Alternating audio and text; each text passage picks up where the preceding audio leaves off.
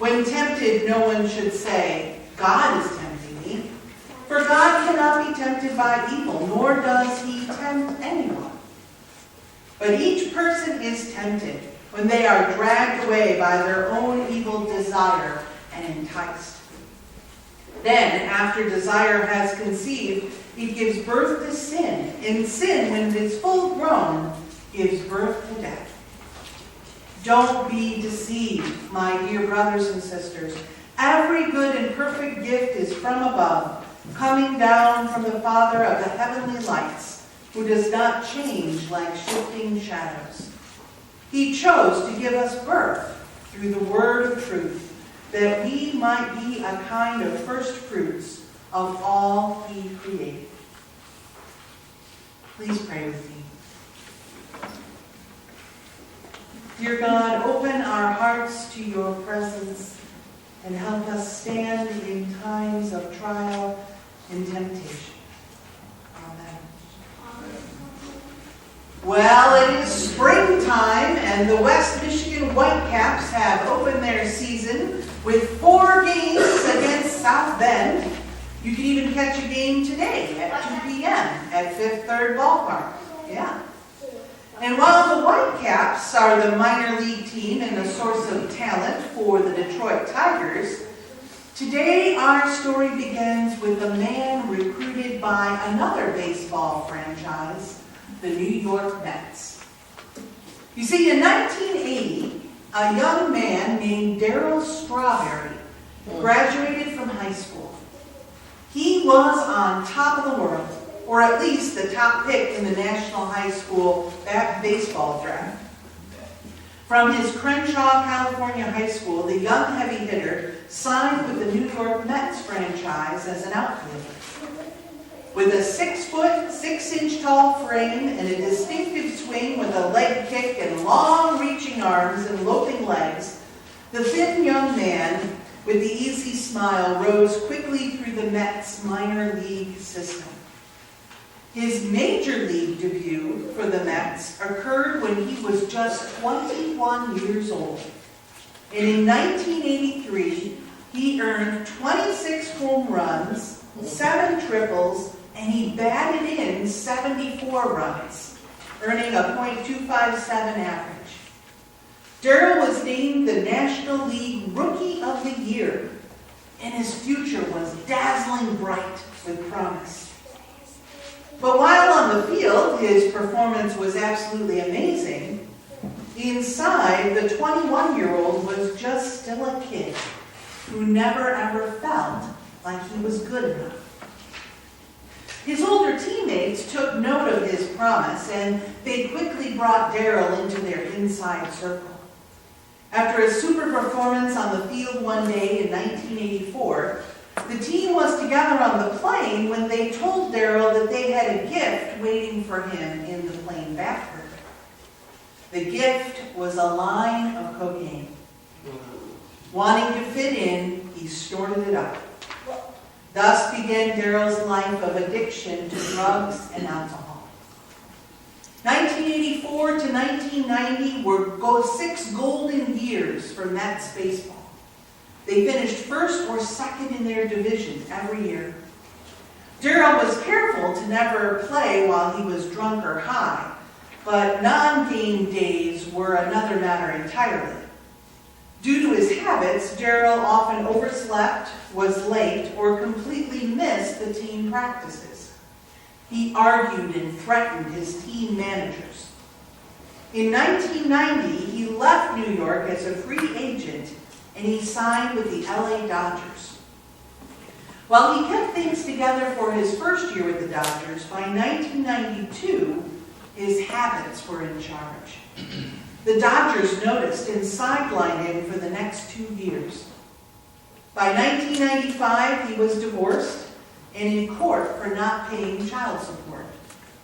In April of 1999, he was arrested for soliciting sex from a policewoman posing as a prostitute and for possession of cocaine. He got off very lightly with only a 140 days suspension from Major League Baseball. He got some community service and probation. But Daryl did not learn his lesson. By the year 2000, Daryl's life had completely spiraled out of control. While driving, he blacked out from an overdose of painkillers and he hit another car, and he was sentenced to house arrest. Later in 2000, he walked out of a drug treatment program and then was sent to jail. In the next years, multiple chances given to him to straighten up his life were all squandered as he bounced between jail and rehab again and again. By 2005, his second wife had divorced him. Cocaine, heroin, and alcohol were in complete control of his life. Daryl moved in with a woman named Tracy, who was also an addict, and the two of them worked together in order to find their next high. Tracy was divorced twice and the mother of 3 boys. But at just 30 years old, Tracy knew that she was broken and lost. She knew she had to change for her children. So by sheer force of will, one day Tracy decided to get clean and sober. But Daryl did not. He didn't care if he lived or died. Daryl told Tracy that he was going to drag her down with him if he stuck around. So one day, Daryl took off and he went missing. No one knew where he was. Tracy searched for him at all of their old haunts, the crack houses where people didn't know or care about who you were. She banged on door after door, looking for Daryl in dingy rooms and places that she had put behind her. After days of searching, Tracy finally found him.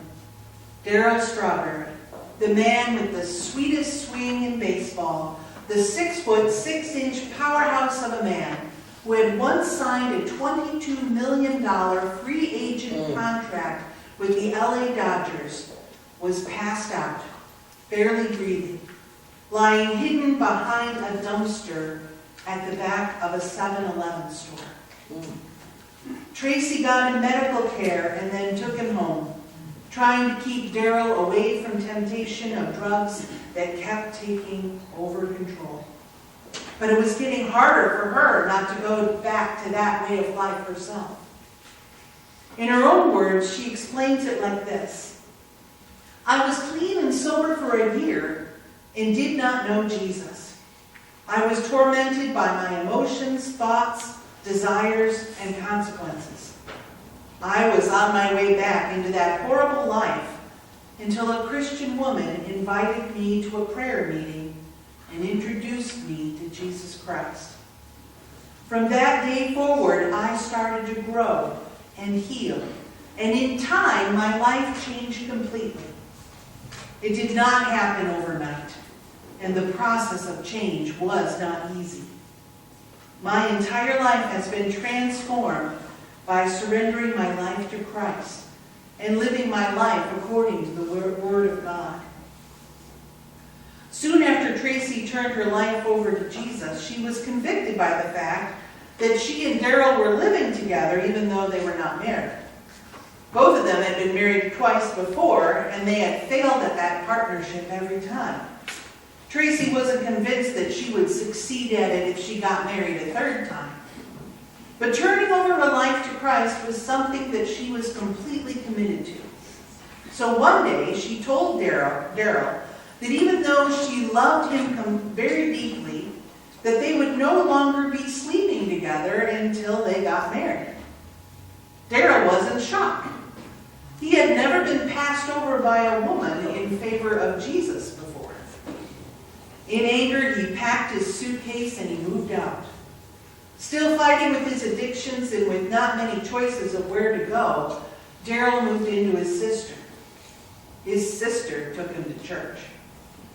And it was there that Daryl finally decided to follow Jesus. He describes it as becoming a new person. The man who had lived the dream of playing professional baseball had become dead, as was the man who had given control of his life to his pursuit of the next high. Daryl completely turned his life over to God, and he became a new person. a follower of Jesus. He went back to Tracy and he proposed to her, and the two were married in a very small, simple ceremony. Since that time, Daryl and Tracy Strawberry have both been ordained as pastors and have started doing ministry together. The joy that comes over Daryl's face when he is preaching is the same smile that used to grace his face when he watched that ball arc over the far fence in a home run. Daryl has lent his name to an organization that works to rehab people addicted to drugs. And he and Tracy are now trying to get out from under the $3 million of debt that they had accrued. They now live very simply together, and Tracy has taught Daryl how to shop at discount stores. They trust daily in the power of Jesus to help them both stay clean and away from temptation.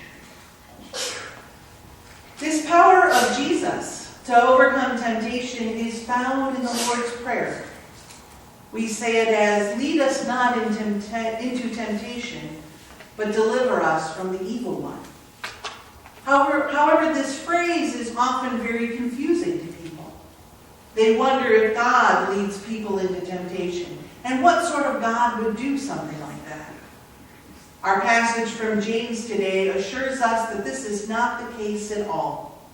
A better translation for this phrase in the Lord's Prayer would be a request for God to lead us away from the trials and temptations that are such a part of human experience and human nature. Lead us away from human temptations would be a better way to translate that part. The scholar Jeremias, in his book New Testament Theology, also clarifies what the evil one in the prayer was referring to. In the persecution of the Christians that the disciples experienced, the evil one was a common reference to the Roman emperor, and all the trials that the disciples of Jesus experienced in their persecutions are all well documented. Christians were tortured and burned at the stake, and there was a great temptation to recant your faith in order to save your very life. That was a real threat at the time that the book of Matthew was written. A prayer for God to lead you in such a way to not only keep you from human temptations, but to save you through a physical trial was the original intention of this phrase of the prayer in the context of the author of Matthew. So, in conclusion, in our own context today, we are no longer burned at the stake for our faith, but we do experience all different kinds of trials and temptations. We also still have to work in our relationship with others and constantly strive to put God first. We are tempted to put our own personal pleasure today ahead of everything else. We're tempted to live our lives selfishly only for our own sake. We're tempted to give up on our future life and not to care anymore, and just to make the whole struggle of life stop by committing suicide, either slowly or rapidly. But my friends, there is a different way to live. There is good news. There is a God who loves you, a God who's willing to do anything to save you, a God whose name is Jesus, who loves you and cares for you more than anything. If we love God, if we love others while we love ourselves, our God will forgive us and lead us every day out of our temptations and into a new life, a new beginning of being a new person filled with joy and hope and peace. Living a life that is transformed and lived so that the amount of love in the world is increased instead of living through the temptation of your own personal advancement and pleasure.